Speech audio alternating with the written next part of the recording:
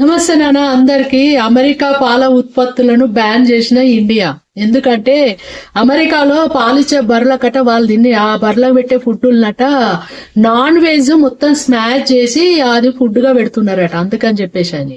So ముఖ్యంగా అమెరికాలో నిజంగా ఇదైతే కరెక్ట్ నాన్న. మటన్ చికెన్ అయితే వాళ్ళే కోసి ఫ్రిడ్జ్ లో పెట్టి పెట్టి పెట్టి ఉంచుతారు. సో మనోళ్ళు కిలోల కొద్ది తెచ్చి వీళ్ళు ఫ్రిడ్జ్ లో పెట్టి ఉంచుతారు. అది ఎన్ని రోజుల ఫ్రిడ్జ్ లో పెట్టిన మటన్ మనకు తెలియదు, కానీ అది మటన్ అయినా చికెన్ అయినా వండితే అక్కడ అసలు టేస్టే ఉండదు నాన్న, రియల్ గా చెప్తున్నా. కానీ ఈ విషయంలో మన ఇండియా గ్రేట్ అంటే గ్రేట్.